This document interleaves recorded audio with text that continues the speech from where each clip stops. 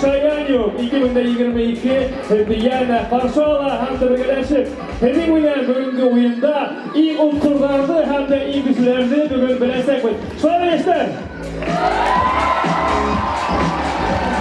Şayaниум 2022 Şayanдар hem otƙorҙar konkursu asıl tip ilan etedi. Wow!